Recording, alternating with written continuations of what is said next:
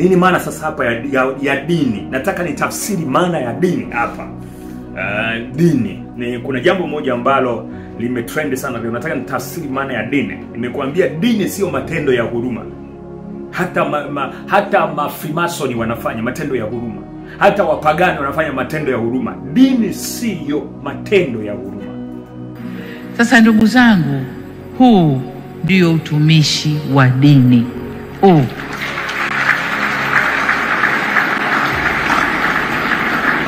Na kazi hii mnayoifanya inapeleka ujumbe kwa wale waliojionyesha kama watumishi wa dini, lakini kwa kweli ni watumishi wa ushetani au mambo mengine.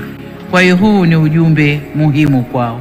Utumishi wa dini ndio huu: kuwajali wenye mahitaji, kufanya mambo mbalimbali yanayowagusa jamii, kuisaidia jamii na kujenga jamii iliyo bora yenye maadili na elimu. Dini yani dini sio kwenda kuona tu, sio kwenda tu, isipokuwa ni miongoni mwa moja kinachoanza kuitwa sifa ya Mkristo, sifa ya kiongozi wa dini, sifa ya mcha Mungu, sifa ya wachungaji, maaskofu, washirika, Wakristo, wacha Mungu, hata Waislamu. Ninamaanisha mcha Mungu ni yule ambaye anafanya haya matendo, lakini ni si kwamba anapoyafanya matendo ya huruma ni kiashiria kwamba huyu mtu ndiye anasimama kwenye dini kweli, huyu ni mcha Mungu. Hapana. Tafsiri yake iko hapa katika Yakobo 2:10. Maana mtu awaye yeyote atakayeshika sheria yote ila akajikwaa katika neno moja, amekosa juu ya yote. Kwa maana yeye aliyesema usizini pia alisema usiue. Basi ijapokuwa hukuzini, lakini umeua, umekuwa mvunja sheria. Semeni ninyi na kutenda kama watu watakaohukumiwa kwa sheria ya uhuru, maana hukumu haina huruma kwake yeye asiyeona huruma. Huruma hujitukuza juu ya hukumu. Unaweza ukayatenda hayo matendo ya huruma, ukayatenda matendo ya huruma ya kuwapatia watu, ya kuwapatia watu misaada, ya kuwapatia watu mamilioni, ya kuwasaidia wajane, lakini usiwe mcha Mungu, ukawa ni shetani, ukaua mtu, ukamsengenya mtu, alafu wewe unasengenya wengine, lakini wewe hauui, ila ni msengenyaji tu. Neno la Mungu linasema wewe ni shetani, na wewe sio kiongozi wa dini, wewe ni shetani. Lakini pale unaweza ukawa sio msengenyaji, lakini wewe unaua watu. Yani unatumia nafasi yako labda kuwaua watu. Unaua watu. Inaweza usi unaua wewe, ila unatumia namna fulani ya kusababisha watu wafe. Maana yake wewe ni muuaji. Tanaye wewe unaitwa ni shetani. Hilo ndio neno linasema, tafsiri ya maana ya dini. Narudisha tena kukwambia hivi. Unaweza usiwe muongo. Unaweza usiwe muongo, lakini wewe ni mbea. Mungu anachukia umbea. Maana yake wewe ni shetani kamilifu. Unaweza usiwe mzinzi, lakini wewe ukawa mwizi. Neno la Mungu linasema wewe ni shetani bado. Sasa kwa nini tafsiri sasa ya dini, neno mwanadini? Dini maana yake ni ukamilifu, ni matendo yaliyojumuika yenye upendo. Dini ni upendo, dini ni huruma, na huruma inabeba vitu vyote ndani. Hauwezi kumsengenya mtu mwingine, hauwezi kumwonea wivu mtu mwingine, hauwezi kumchukia mtu mwingine, hauwezi ukasababisha mtu mwingine afe, hauwezi ukasababisha mtu mwingine afukuzwe kazi, hauwezi mtu mwingine akachukuliwa aende sefro. Hiyo ndio tafsiri ya neno mcha Mungu. Kiongozi wa dini ni mshirika, ni Muislamu wa haki, hiyo ndio tafsiri ya neno la mcha Mungu, mtu wa dini, kiongozi wa dini. Dini sio matendo ya huruma. Hii fasiri ni potofu. atakayevumilia mpaka mwisho ataokoka. Ninarudia tena, nanyi mtachukiwa na watu wote kwa ajili ya jina langu, lakini atakayevumilia mpaka mwisho ndiye atakayeokoka. Haya ni maneno ya Yesu kabla hajapaa kwenda mbinguni. Anawaambia wanafunzi wake, na Yesu alijua ya kwamba watakuwepo watu ambao watawachukia wale waliokubali kuwakilisha maisha ya Kristo. Narudia tena, sitaki utekaji. Narudia tena, sitaki utekaji na watu kupotea kwenye mazingira ya kutatanisha. Sasa yeyote anayenipinga mimi, ninyi mtajua maana yake. Kuwakilisha maisha ya kiroho, maandiko matakatifu yanaelezea kwamba mtachukiwa na watu wote, mtachukiwa na mataifa, mtachukiwa na serikali, mtachukiwa na wabunge, mtachukiwa na mawaziri, mtachukiwa na watu wote walio kinyume na mimi. Yesu Kristo anazungumza. Tukipitisha wanaotafuta tu na mie ni wemo, ndio tunapata wale wanaokwenda huko. Chama kinakuwa Gwajimanized.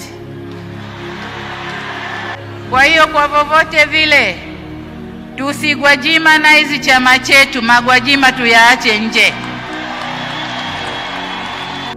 Narudia tena, sitaki utekaji. Narudia tena, sitaki utekaji na watu kupotea kwenye mazingira ya kutatanisha. Tutachukiwa na watu wote ambao hawamwamini Kristo kuwa Bwana na Mwokozi wa maisha yao. Biblia inaeleza kwamba watatuchukia kwa sababu ya haki ya Kristo. Niseme kitu kimoja. Mimi namshauri Askofu Gwajima kwa niaba ya umoja wa vijana wa CCM mkoa wa Dar es Salaam, avue kinyago chake alichokivaa na ajitokeze waziwazi na si vinginevyo. Aseme ajenda yake kuu ni ipi kwa rais wetu na nchi yetu, na kama hana imani na vyombo vyetu vya maamuzi na mijadala ambao yeye ni mjumbe wa vikao hivi, yani bunge pamoja na neki, ajiuzulu mara moja nafasi yake, ili chama na serikali ijue kwa kuwa kwamba inashughulika na mwanaharakati anayeitwa Josephat Gwajima na si vinginevyo. Ajiuzulu. Yesu ndio haki, Mungu ndio haki, Biblia ndio haki, Biblia ni haki. Na sisi tulioamua kuvaa kusudi la Kristo, maana yake Yesu alikubali kufa kwa ajili ya watu wengine, alikubali kuwatetea watu wengine, alikubali kuona watu wanaonewa. Narudia tena, sitaki utekaji. Narudia tena, sitaki utekaji na watu kupotea kwenye mazingira ya kutatanisha. Ndiyo haki ya Yesu Kristo. Kwa sisi, kwa sababu ni wafuasi wa Yesu, hatukubali mtu mmoja aonewe, hatukubali rafiki mwingine aonewe, hatukubali mama mmoja aonewe. Na ndiyo maana sasa unapokuwa sauti ya mtu mwingine, unapokuwa nguvu ya mtu mwingine, unachukiwa na watu wote. Na ndiyo majira ambayo Yesu aliyatabiri ya kwamba tutakabiliwa, walio wote tuliosimama kumfuata Kristo, tuliosimama kufuata haki, tuliosimama kuvaa uhalisia wa kumtetea Kristo. Biblia inasema watawachukia watu wote, watu watawachukiwa na mataifa, na pengine maandiko matakatifu yanasema tena watawakamata, watawasingizia kesi, watawapeleka mabarazani ili wapate kuwaua na kuwashitaki.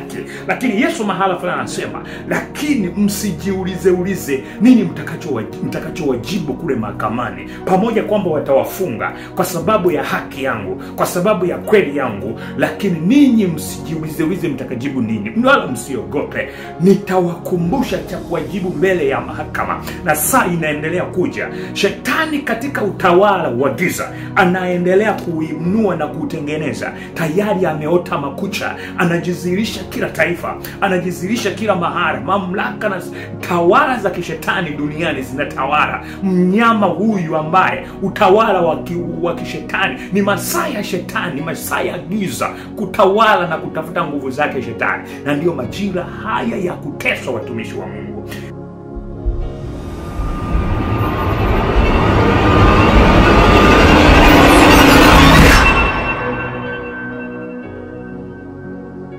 Naam, Bwana Yesu asifiwe sana tena wana na binti za Mungu. Kwanza nikusalimu katika jina la Yesu Kristo wa Nazareth. Na nichukue nafasi kushukuru kabisa wewe ambaye umeendelea kuwa mfuasi wangu katika televisheni hii ya Nuru katika Giza. Mungu akubariki sana. Mimi ni mtumwa wako tena mwinjilisti Pascal Cassian. Rafiki yangu, natamani ni kuambie jambo moja mahali ambapo ulipo, ambalo kidogo ninatamani tujifunze kwa dakika chache. Funika macho yako tupate kuomba. Ninakushukuru Mungu wa mbingu na nchi kwa sababu umekuwa ni mwaminifu sana katika kipindi kigumu cha mpito na mapambano ya kuja kwako. Mungu tulio wako, naomba tushikilie, maana tuko katika kipindi kigumu ambacho ni cha mateso.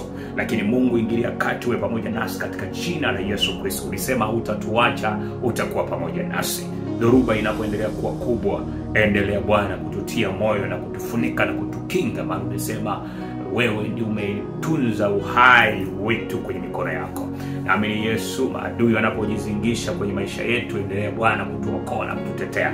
Katika damu ya Yesu Kristo wa Nazareth nimeomba. Amina. Mtazamaji, nataka nikuambie jambo moja. Biblia katika Mathayo 10 mstari wa 24. Maandiko matakatifu yanasema, nanyi mtachukiwa na watu wote kwa ajili ya jina langu, lakini atakayevumilia mpaka mwisho ataokoka. Ninarudia tena, nanyi mtachukiwa na watu wote kwa ajili ya jina langu, lakini atakayevumilia mpaka mwisho ndiye atakayeokoka. Haya ni maneno ya Yesu kabla hajapaa kwenda mbinguni. Anawaambia wanafunzi wake, na Yesu alijua ya kwamba watakuwepo watu ambao watawachukia wale waliokubali kuwakilisha maisha ya Kristo, kuwakilisha maisha ya haki, kuwakilisha maisha ya kiroho. Maandiko matakatifu yanaelezea kwamba mtachukiwa na watu wote. Niseme kitu kimoja. Mimi namshauri Askofu Gwajima kwa niaba ya umoja wa vijana wa CCM mkoa wa Dar es Salaam, avue kinyago chake alichokivaa na ajitokeze waziwazi na si vinginevyo. Aseme ajenda yake kuu ni ipi kwa rais wetu na nchi yetu, na kama hana imani na vyombo vyetu vya maamuzi na mijadala ambao yeye ni mjumbe wa vikao hivi, yani bunge pamoja na neki, ajiuzulu mara moja nafasi yake, ili chama na serikali ijue kwa kuwa kwamba inashughulika na mwanaharakati anayeitwa Josephat Gwajima na si vinginevyo. Ajiuzulu.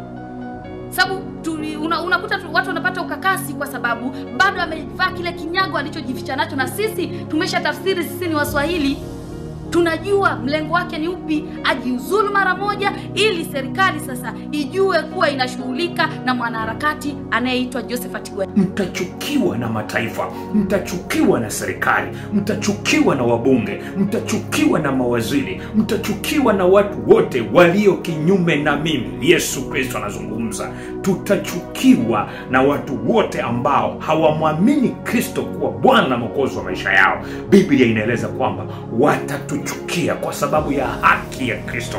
Yesu ndio haki, Mungu ndio haki, Biblia ndio haki. Biblia ni haki, na sisi tulioamua kuvaa kusudi la Kristo, maana yake Yesu alikubali kufa kwa ajili ya watu wengine. Narudia tena, sitaki utekaji. Narudia tena, sitaki utekaji na watu kupotea kwenye mazingira ya kutatanisha. Sasa yeyote anayenipinga mimi, ninyi mtajua maana yake.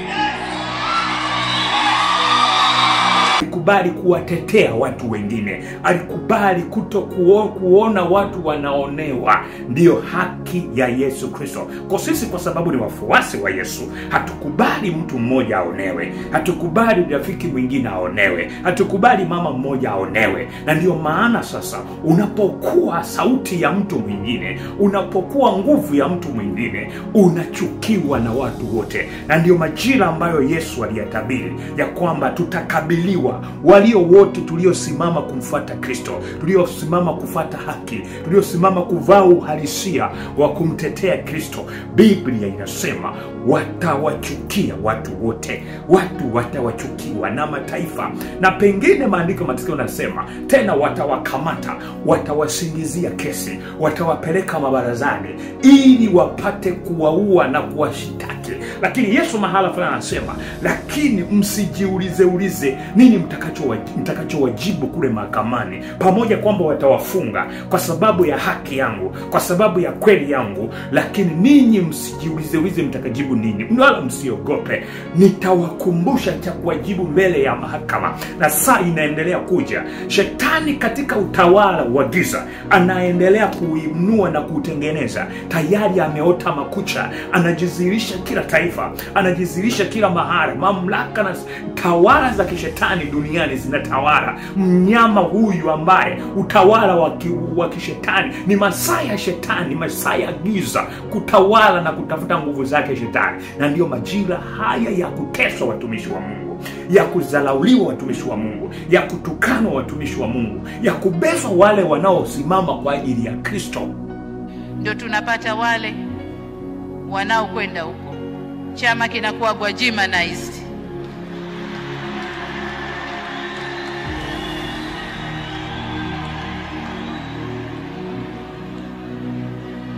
Kwa hiyo kwa vovote vile tusigwajimanize chama chetu, magwajima tuyaache nje. Nilikuwa naitazama kauli moja hapa. Sasa ndugu zangu, huu ndio utumishi wa dini.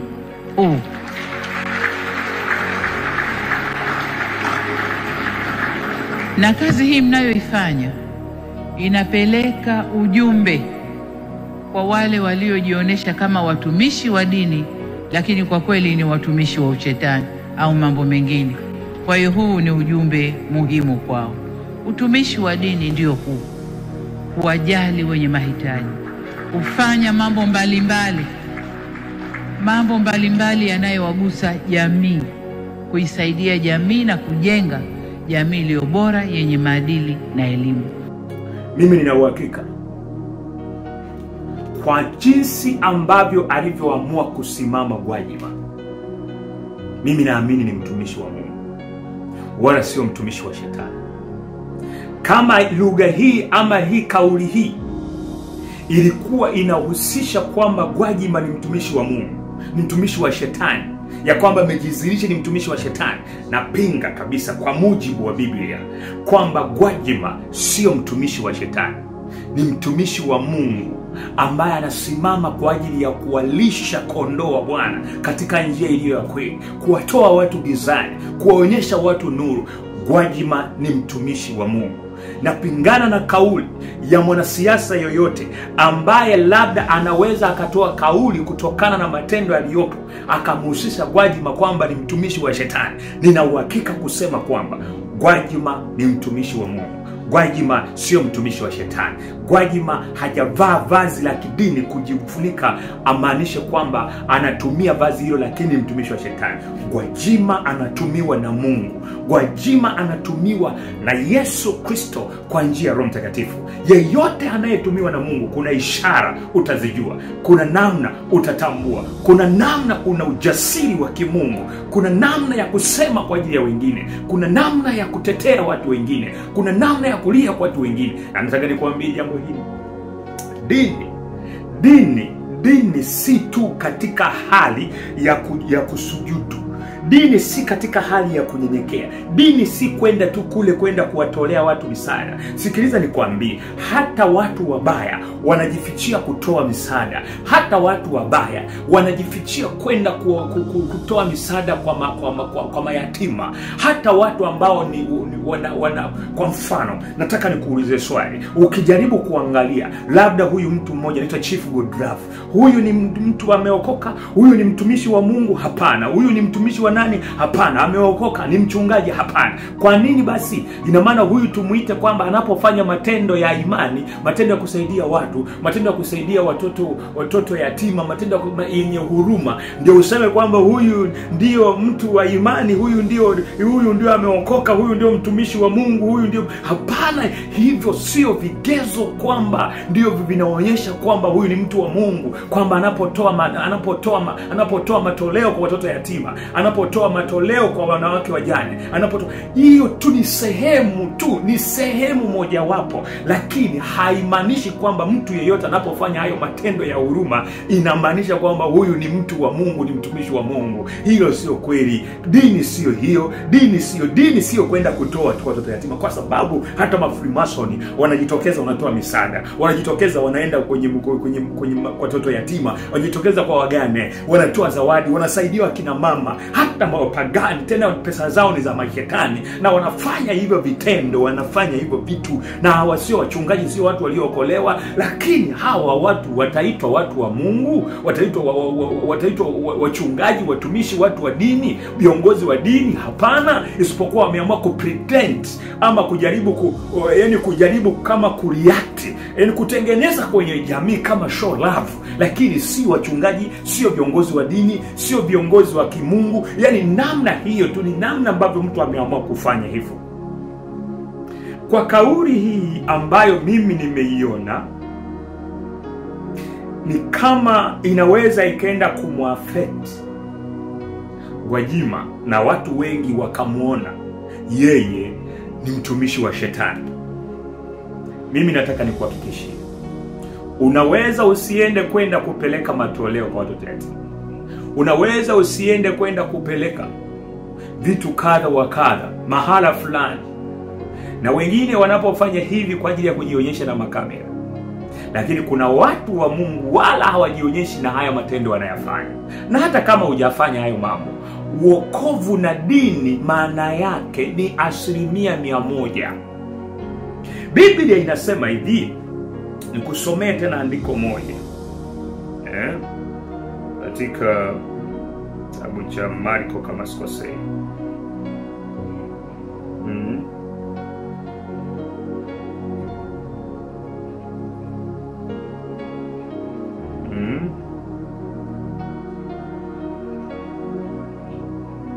Biblia inasemaje katika Yakobo 2:10? Biblia inasema hivi. Nini maana sasa hapa ya dini? Nataka nitafsiri maana ya dini hapa. Dini.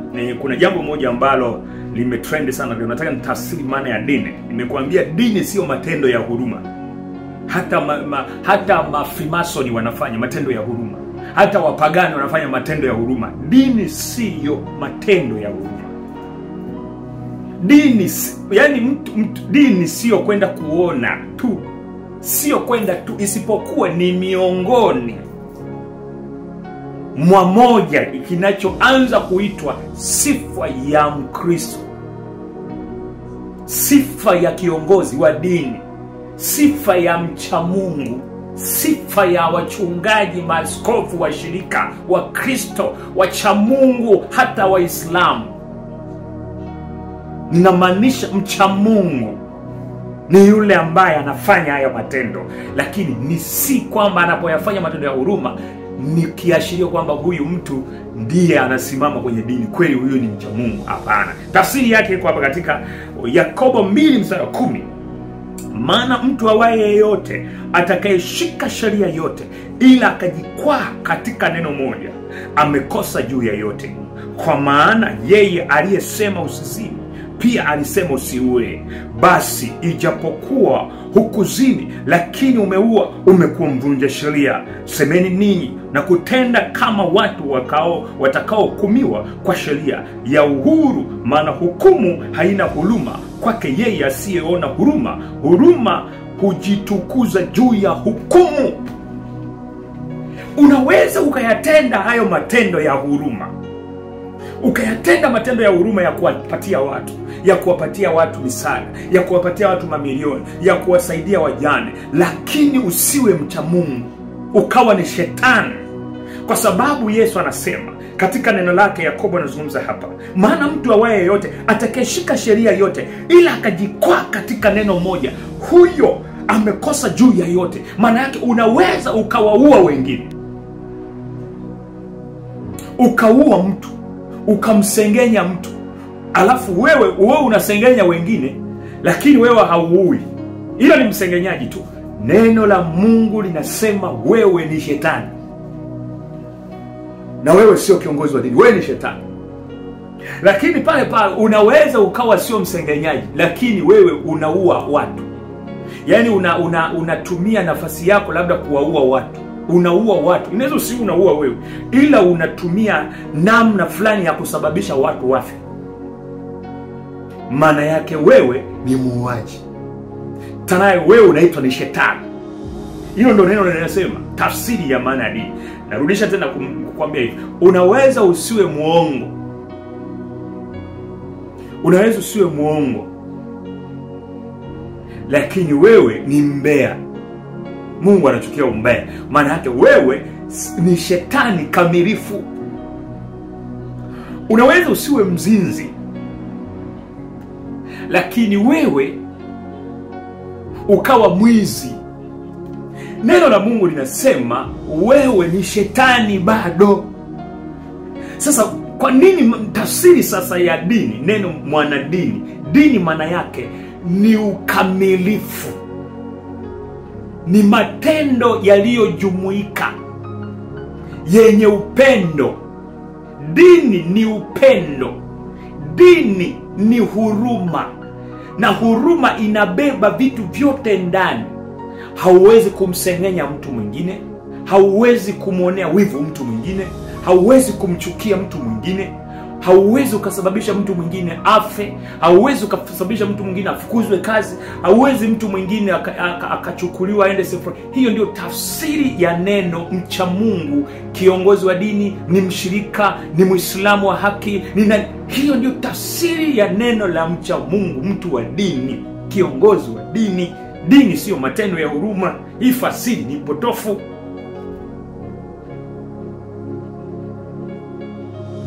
Kwa hiyo nimejaribu kuweka sawa, ikiwa kama sisi ambao tunajaribu kuyaweka sawa haya mambo ya kiroho.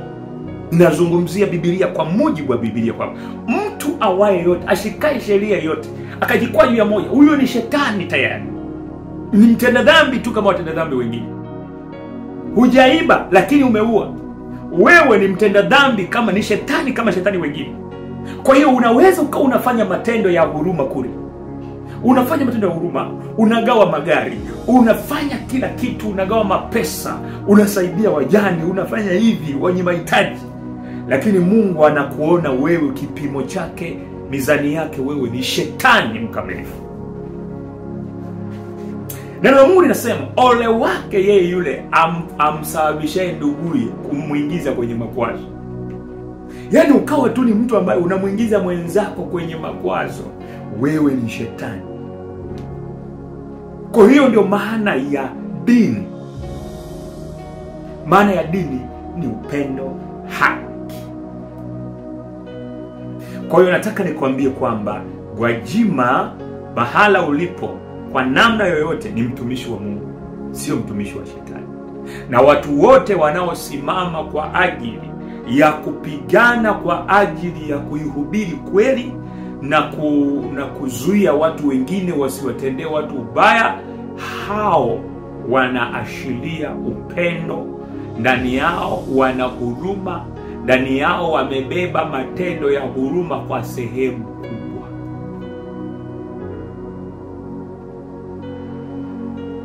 Dini ni kuwahurumia wengine. Dini ni kuumia mtu mwingine anapoumizwa. Dini ni kulia na wanaolia. Hiyo ndiyo tafsiri ya neno dini. Dini sio matendo ya huruma. Nichukue nafasi hii kusema, simameni katika kweli ya Bwana. Upepo ni mkali, mawimbi ni makali, lakini nataka nikwambie, walio wa Mungu masaa haya watajulikana, na walio wa shetani masaa haya watajulikana. Shetani yupo kazini, lakini Mungu kazini ameingia muda mrefu, yuko nasi muda wote, na sasa ameendelea kupembua ngano na magugu. Anapitisha upepo ili magugu yapate kuonekana magugu na ngano zionekane. Nikutie moyo, nikwambie kitu kimoja. Watu wa Mungu utawatambua kwa matendo yao. Mtu wa Mungu hawezi kuvumilia kuona, maana Biblia inasema uchukieni uovu. Mtu wa Mungu anachukia uovu, anachukia ubaya. Anachukia ubaya unaotendewa mtu mwingine. Huyo ndio mtu wa Mungu. Huyo ndio mtu wa dini. Mtu wa dini ni yule ambaye anapouona ubaya anauchukia, anaukemea. Huyo ndio mtu wa dini. Dini ni kuchukia ubaya. Dini ni kutenda upendo kwa wengine, ni kuwawakilisha wengine, kuonyesha upendo. Yesu alitupenda. Tulikuwa tunatakiwa tuonewe, tufe na shetani, tuuawe. Ndio maana Yesu akaja kutuonyesha maana ya dini ni kufa kwa ajili ya watu wengine, ni kukubali kutukana kwa ajili ya wengine. Kwa hiyo neno dini halibebwi na matendo ya huruma pekee yake. No. Gwajima ni mtumishi wa Bwana. Gwajima ni mtumishi wa Bwana. Niwatie moyo, endeleeni kumwombea Askofu Gwajima mahala alipo. Huyu ni mtumishi wa Mungu, huyu ni mtumishi wa Bwana. Endeleeni kumwombea kabisa, sio mtumishi wa shetani. Na kanusha kusema Gwajima ni mtumishi wa Bwana, amesimama katika kweli ya Bwana, amesimama katika kuihubiri kweli, ni mtumishi wa Mungu, sio mtumishi wa shetani. Watumishi wa shetani wapo, waliovaa ngozi ya kondoo, ni mbwa mwitu, na hao watu ndio wabaya kuliko maelezo. Ni mbaya sana mtu anayekuchekea, lakini ukigeuka hivi anakusema mabaya. Kwa hiyo bora Gwajima ambaye yeye anadhihirisha kwamba mimi njia yangu ni hii, huyo ni mtu mwema sana. Gwajima ni mtumishi wa Mungu. Na watia moyo watu ambao mmehisi katika miongoni mwa maongezi yaliyoendelea leo, kwa sehemu kubwa watu wanaona kana kwamba hivi kwa kauli kama ile ya mama yetu na watu wengi kutokana na seleka linaloendelea, kwa hiyo wameona kwamba Gwajima kumbe ni mtumishi wa shetani. Kuna vitu gani ambavyo Gwajima amevitenda? Lakini sisi watu wa rohoni tunaongozwa na Roho. Nataka niwatie moyo kwamba Gwajima sio mtumishi wa shetani. Gwajima ni mtumishi wa mbinguni. Gwajima ni mtumishi wa Mungu. Endeleeni kumwombea Gwajima. Endelea mahala ulipo wewe muumini, wewe mshirika uliopo pale mahala popote. Nataka usishushe imani yako kumuinua Gwajima. Mahala alipo, hatujui alipo, nataka nikutangazie kwamba endelea kumuinua Gwajima. Wewe ambaye ni mcha Mungu, ni mchungaji KKT, Yerusalemu, Romani Katoliki, wa Sabato, watu Ngayasi, Protestant, kote kule, kwa namna ya kipekee tunaomba kumwombea Gwajima. Ni mtumishi wa Mungu. Niwatakie tu neema na baraka za Yesu Kristo. Amen. Lakini kumbuka kuiombea taifa letu la Tanzania, ombea viongozi wetu, tuwaombee wote katika vyama vyote, tuwaombee wote. Lakini kile ambacho tunakiona sio chema, tuna jukumu la kukiweka sawa, tulio sisi kuisimama katika neno la Bwana. Neno la Biblia linasema ninyi ni nuru ya ulimwengu. Nimekuweka kuwa mlinzi. Mlinzi ni yule ambaye ananyoosha mambo. Usife moyo, endelea kusimama, endelea kusimama. Na kutia moyo ambaye uliendelea kumfuatilia Gwajima, amebadilisha maisha yako. Basi unaweza ukaendelea kumuinua katika Bwana. Utakie tu neema na baraka za Yesu Kristo.